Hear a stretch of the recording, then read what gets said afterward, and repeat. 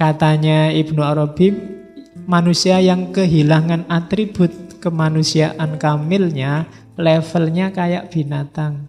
Bedanya hanya di diferensia. Diferensia itu kambing sama ayam, itu kan beda, tapi kan sama-sama binatang. Nah, nanti ada satu jenis binatang lagi namanya manusia.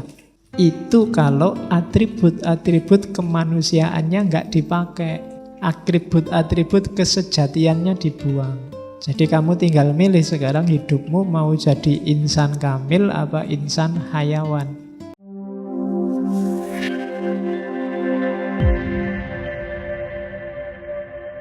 Insan kamil.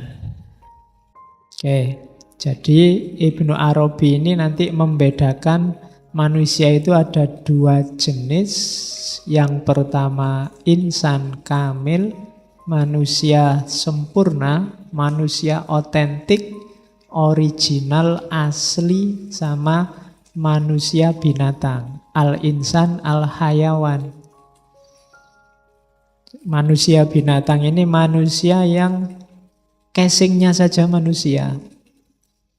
Manusia itu kan jenisnya binatang. Saya sering bilang kan manusia itu binatang yang berpikir, binatang yang memaknai, binatang yang main simbol dan macam-macam.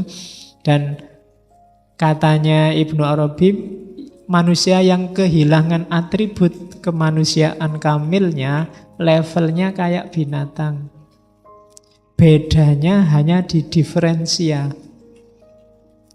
Diferensia itu kambing sama ayam, itu kan beda, tapi kan sama-sama binatang. Nah, nanti ada satu jenis binatang lagi namanya manusia. Itu kalau atribut-atribut kemanusiaannya nggak dipakai. Atribut-atribut kesejatiannya dibuang. Jadi kamu tinggal milih sekarang hidupmu mau jadi insan kamil apa insan hayawan. Ya insan hayawan itu jelas orientasinya ke bawah, tidak ke atas. Yang dipikir dunia, dunianya jadi nomor satu. Kalau dunia nomor satu, ya Allah nomor dua, nomor tiga, nomor empat. Kalau cita-citamu hanya menaklukkan dunia, menaklukkan lingkungan sekelilingmu, menaklukkan Indonesia, menaklukkan Ahok, ya yang lain nomor sekian berarti. Pokoknya apapun yang terjadi harus itu berarti nomor satu dia. Jangan sampai jadi nomor satu. Yang boleh nomor satu dalam hidup kita hanya Allah. Oke. Nah, orang yang orientasinya ke bawah nanti jatuh bahkan bisa lebih rendah dari binatang. Kita menyebutnya asfala safilin. Di bawah lebih ke bawah lagi. Nah, jadilah insan kamil. Insan kamil adalah abdu rabbih. Kalau insan hayawan itu kebanyakan abdun nazar. Ini saya tidak tahu Ibnu Arabi sedang nyindir kita apa enggak. Dia tidak menyebut abdun nafas, tidak menyebut hambanya hawa nafsu, tapi hambanya nalar, hambanya akal pikirannya sendiri. Yang didewa-dewakan, yang dinomorsatukan bukan Allah, tapi kebenaran versinya. Dianggapnya hidup seperti itu, pikiran seperti itu, yaitu yang benar dan paling benar. Jadi itulah yang dia sembah. Jadi Abdun Nadhor, lawannya Abdur Rabb. Katanya Ibnu Arabi, ya insan kamil ya makomnya tetap Abdur Rabb, hamba Tuhannya. Bukan hamba persepsinya, bukan hamba persangkaan-persangkaannya, bukan hamba pendapat-pendapatnya. Apa ndak boleh meyakini pendapat kita benar? Boleh. Tapi sambil tetap yakin karena aku ini manusia bisa salah, ya pendapatku mungkin salah, mungkin keliru. Ini semangat ini susah ditemukan. Mungkin memang susah untuk merasa bahwa aku bisa keliru. Oke, kita ngomong kayak gini biasanya untuk orang lain. Tapi untuk diri kita sendiri berat. ngomong bahwa aku itu bisa salah loh, itu susah. Selalu kamu kan manusia, bisa salah toh kan gitu. Kalau gitu gampang, tapi kita selalu yang benar itu milikku. Orang yang kayak gini sebenarnya selain bahaya karena Allah nggak nomor satu, dia bahaya karena nggak bisa berkembang lagi. Nggak bisa berkembang itu dia sudah final. Dia menganggap pikirannya sudah selesai, ya ini yang paling benar. Padahal kan di awal sudah diyakinkan bahwa kita ini manusia, pandangan kita terbatas, wawasan kita terbatas. Banyak sekali ketidaksempurnaan dalam diri kita. Maka pikiran-pikiran kita juga terbatas, wawasan kita juga terbatas. Sepinter-pinternya orang, wawasannya terbatas. Sak jago-jagonya Habibie misalnya, kamu anggap dia jenius, IQ-nya berapa. Dalam banyak hal mungkin ada hal-hal yang kamu ketahui Habibie tidak tahu. Mungkin Habibie tidak ngerti gimana caranya gitaran, Habibie tidak ngerti gimana caranya nyedot rokok dengan sudut yang paling enak. Itu tidak ngerti Habibie. Mungkin dia nggak pernah ngerokok. Kan yang penting tidak ngerti kan, dia juga tidak tahu segalanya, sejenius apapun. Donald Trump yang sekaya itu, dia merasa bisa membeli segalanya, sangat banyak yang dia tidak tahu dan tidak ngerti. Sopo, tinggal kamu sebut Einstein kah? Atau filosof-filosof yang kita bahas 100 pertemuan lebih, banyak dia yang tidak tahu. Sak jago-jagonya Ibnu Rus mungkin dia belum pernah lihat binatang yang namanya kerbau apa bebek. Karena Spanyol, Timur Tengah, zaman abad keberapa mungkin tidak ada. Ya kan? Tidak, kita terbatas kok. Kebenaran yang kita tahu hanya sejangkau pengalaman kita. Yang sempat mampir di kepala kita. Itu saja, maka jangan disembah nalarmu, jangan disembah pikiran-pikiranmu. Merasalah selalu bahwa masih banyak yang harus kamu ketahui. Bahwa untuk kepentingan pragmatis, praktis kamu butuh pengetahuan-pengetahuan tertentu ya. Tapi tetaplah terbuka. Biar kita bergerak terus ke arah yang lebih baik dan lebih baik. Oke. Biar tidak dituduh oleh Ibnu Arabi kita ini hamba nalar. Yang kita dewakan kebenaran pikiran kita sendiri, bukan Allahnya. Oke, jadi itu kategori-kategori awal sebelum kita masuk ke insan kamilnya. Apa sih insan kamil itu? Jadi manusia itu satu-satunya makhluk di dunia ini yang sifatnya sintesis, jamaiyah. Kalau dalam Futuhat, majmuk. Jadi segala atribut, segala karakter alam semesta, juga bahkan karakter ketuhanan ngumpul dalam diri kita yang namanya manusia. Jadi kalau bahasa mudahnya, jasad kita yang lahir ini mikrokosmos. Sementara dimensi batin kita itu ilahiyah sifatnya. Jadi manusia itu lengkap. Kita mengandung semua kandungan alam semesta, sekaligus dalam diri kita ada penggerak yang asalnya langsung dari Allah. Wa nafakha fihi min ruhi. Oke. Maka insan kamil itu mudahnya ketika seseorang sadar akan jati dirinya dan mampu mengaktualkan potensi ilahiyah yang ada dalam dirinya. Jadi semua yang tidak mengarah ke situ tidak esensial bagi insan kamil. Jadi rumusnya itu, makanya sadarilah dirimu bahwa alam semesta itu ada dalam dirimu. Segala unsurnya, apapun itu ada. Makanya kita disebut mikrokosmos. Maka tugas awal seorang manusia itu bukan memahami keluar, tapi muhasabah ke dalam.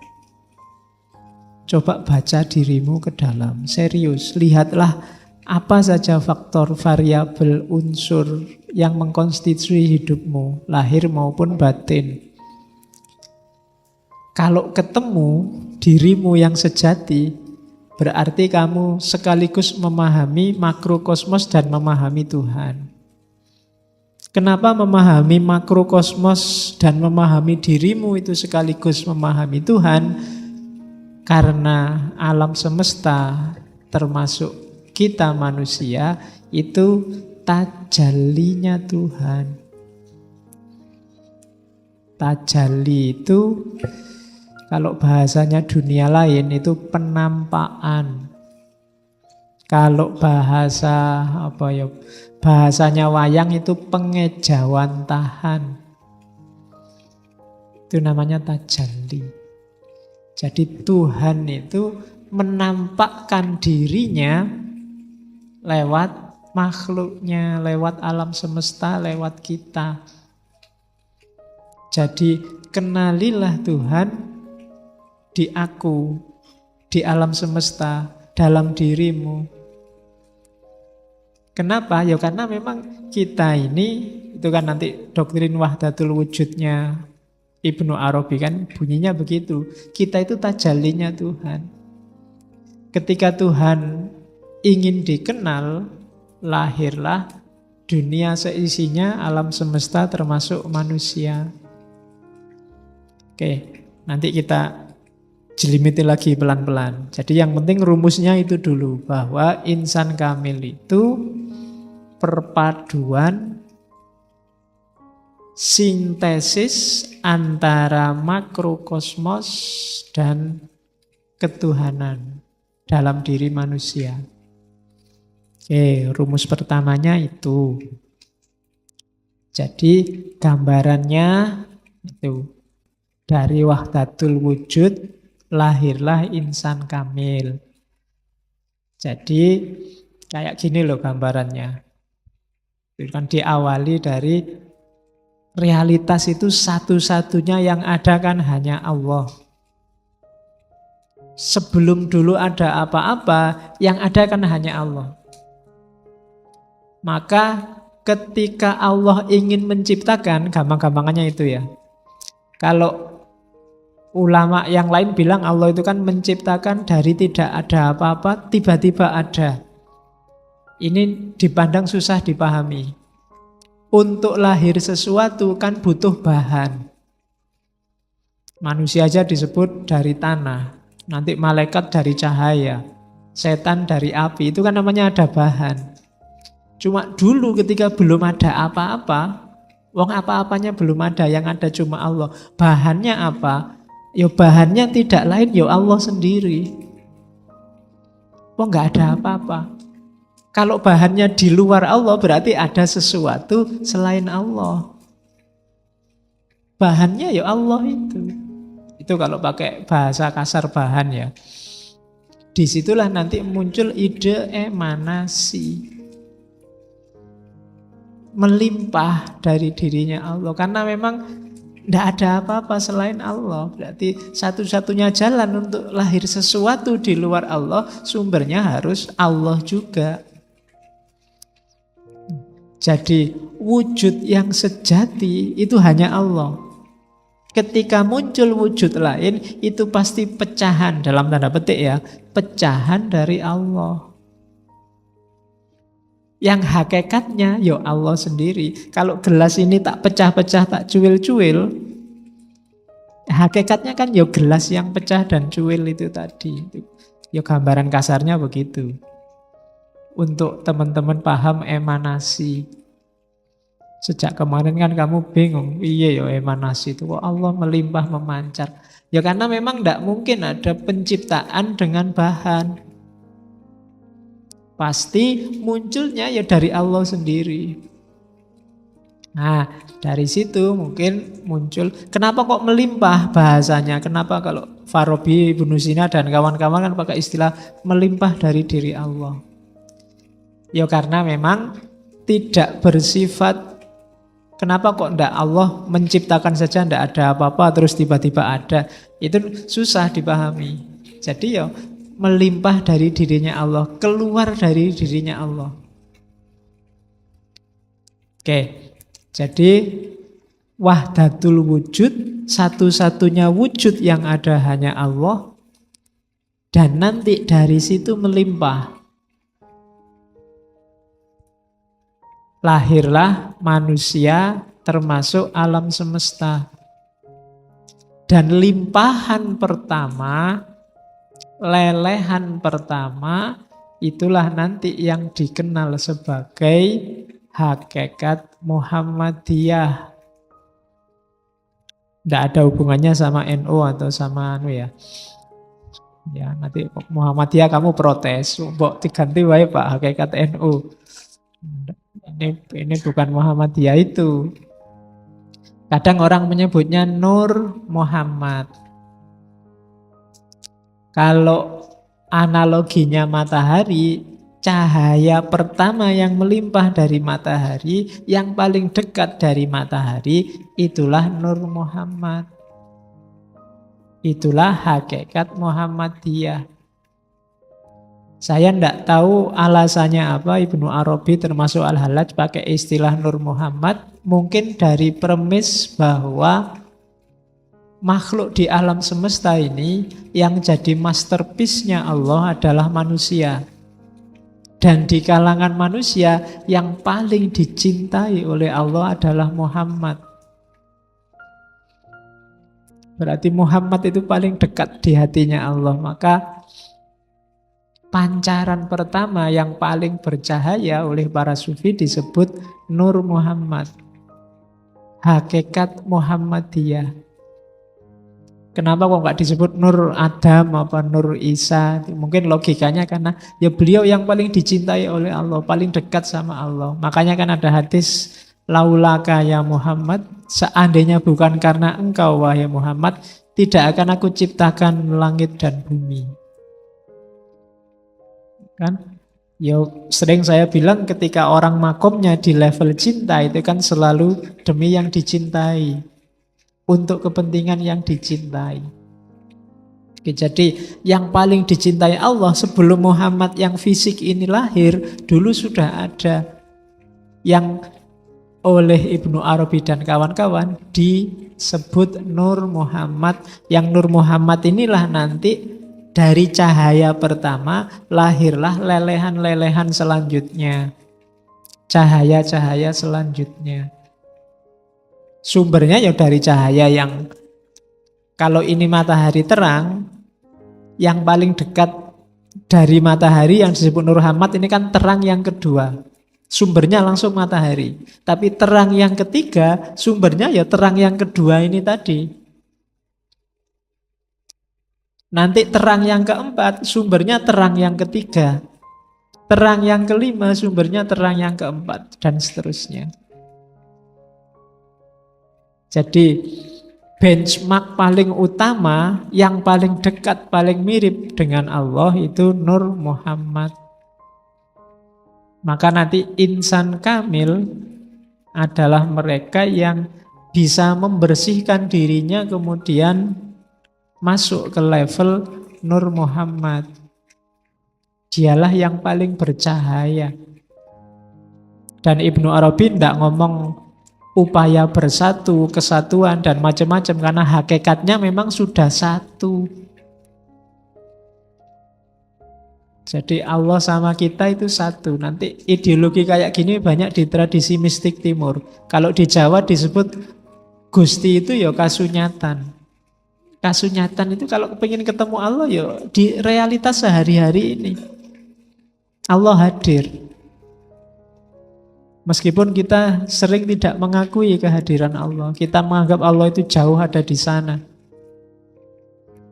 Jadi dari wahdatul wujud menuju insan kamil. Jadi kita semua adalah cermin keberadaan Allah. Dulu sering saya analogikan, seandainya ini Allah, masjid ini isinya kaca semua. Kenapa makhluk itu bayangannya Allah? Maksudnya apa? Makhluk itu gambar yang ada di kaca. Alam semesta itu kayak gambar yang ada di kaca di sekeliling kita ini.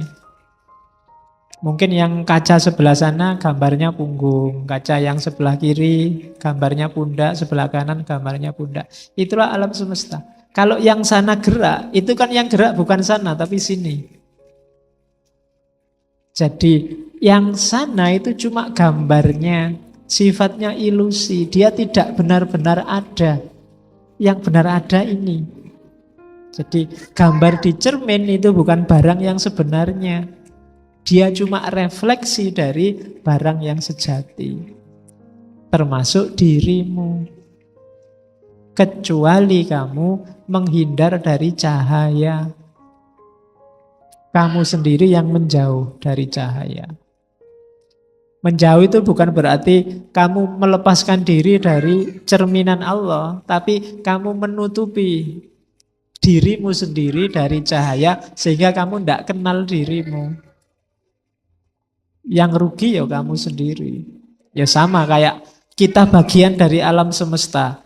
Kita ini mikrokosmos. Alam semesta makrokosmos. Maka apapun yang terjadi dengan makrokosmos akan berpengaruh pada mikrokosmos. Kalau alam cedera, yang sakit kita.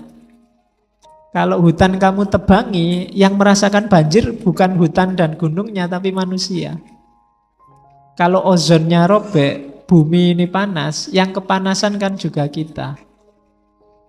Jadi alam dan kita itu saling bercermin. Kita adalah tajallinya Allah. Ini yang tadi sudah saya jelaskan. Jadi hakikat Muhammadiyah.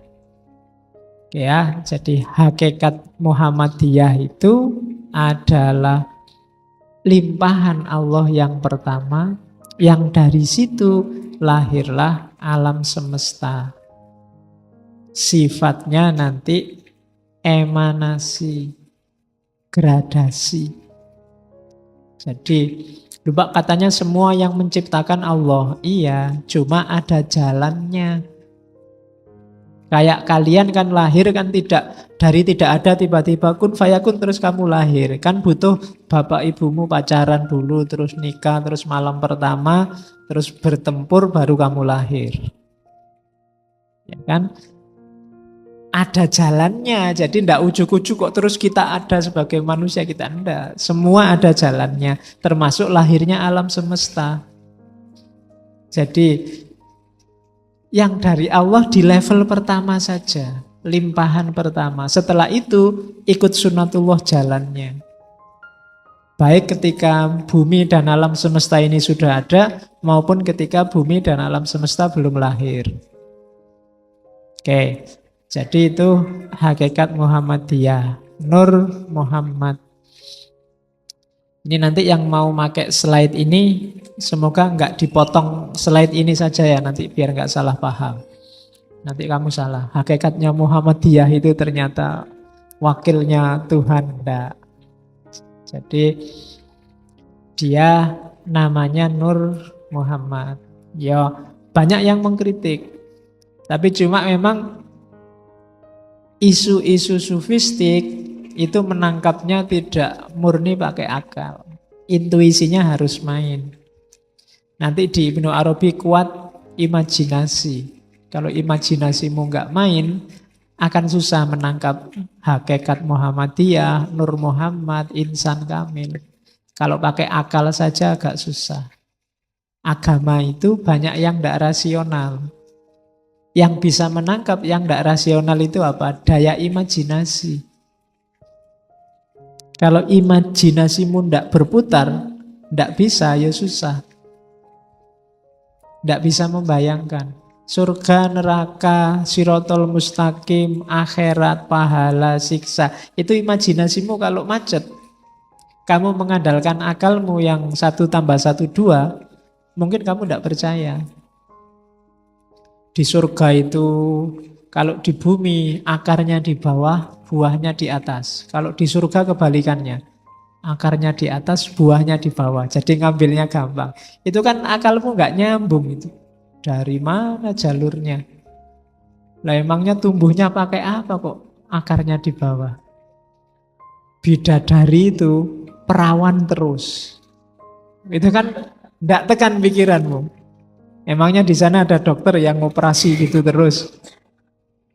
Nggak nyampe kamu akal. Tapi imajinasinya harus main. Ya imajinasi itu gampang-gampangannya kamu nonton film kartun itu loh. Film kartun itu kan kadang dijepit pintu quick sampai gepeng terus bisa besar lagi. Itu kan imajinasi mainnya. Lucu tapi imajinatif. Kamu nonton Doraemon itu kan imajinatif. Imajinasi yang main. Pakai akal mustahil. Tidak bisa ditangkap. Daya khoyal harus tinggi. Menangkapnya pakai intuisi, imajinasi. Oke. Karena apa? Agama itu 90% kita ngomong entitas yang metafisik. Misalnya malaikat itu dari cahaya. Terus kamu bayangkan kira-kira malaikat itu kayak gimana ya? Apa kayak lampu neon, apa kayak lampu. Kan dia dari cahaya. Misalnya. Itu kan imajinasimu kalau nggak canggih ya susah menangkapnya. Ya, termasuk tentang hakikat Muhammadiyah. Oke ya, jadi sekarang manusia sebagai insan kamil. Ini agak mengulang yang tadi, manusia ini utuh dan kamil ketika jati dirinya sebagai wakil Tuhan, khalifah Tuhan, dan rohnya Tuhan dalam dirinya ditemukan sekaligus dia menyadari dirinya sebagai mikrokosmos. Oke. Jadi manusialah yang bisa menjelajah ke semua alam. Nanti kalau belajar Ibnu Arabi, alam itu ada banyak. Kamu kan ngertinya cuma alam dunia ini sama besok alam akhirat. Kalau di Ibnu Arabi banyak. Nanti ajaran Ibnu Arabi ini diserap oleh beberapa filosof Nusantara. Misalnya Hamzah Fansuri, Syekh Siti Jenar, dan kawan-kawan. Nanti lahir tentang alam ini ada martabat 7. Martabat 7 itu ahadiyah, wahdah, wahidiyah. Nanti terus ada alam arwah, ada alam misal, ada alam ajsam, ada alam insan. Manusia ada di alam ketujuh, alam insan. Itu namanya martabat 7. Inspirasinya dari Ibnu Arabi. Jadi alam ini tidak cuma satu dimensi, apa dua, apa tiga dimensi. Tapi dia punya 7 dimensi. Yang paling tinggi ahadiyah. Manusia bisa nyampe makom ahadiyah kalau atribut-atribut fisiknya dia tinggalkan. Ahadiyah itu fase ketika Tuhan dalam kondisi negasi. Negasi itu tidak bisa dijelaskan. Satu-satunya cara untuk menjelaskan pakai kata-kata tidak. Jadi tidak begini, tidak begitu. Tidak A, tidak B, tidak C, tidak D. Kalau dijelaskan pakai statement positif, pasti salah. Itu makom ahadiyah, level paling tinggi. Ini yang laisa kamislihi syai'un. Tidak bisa dikenali. Tuhan yang sejati dalam hakikat kediriannya. Kamu gambarkan kayak gimana pun, bukan itu. Itu makom ahadiyah. Tapi kan terus Allah bilang, aku ingin dikenali. Kuntu kanzan mahfiyan fa'uridu an u'rofa. Aku ini khazanah tersembunyi, maka aku ingin dikenali. Dari situ Allah menciptakan makhluk. Nah, level pertama yang disebut hakikat Muhammadiyah tadi ada di dunia kedua, dunia wahdah. Kemudian limpahan dari wahdah, ya realitas ini, alam semesta dan seisinya ini, dunia wahidiyah. Sudah ada zat, sudah ada sifat. Meskipun belum terinci. Baru nanti masuk ke level-level di bawahnya. Ada alam arwah, alam atsam, alam insan, dan seterusnya. Kapan-kapan kalau kita ngomong filosof sufi Nusantara, kita bahas itu. Ronggo Warsito juga menyinggung itu dalam serat Hidayat Jati. Oke, itu bau Ibnu Arabinya kuat. Jadi arahnya ke manusia sebagai insan kamil.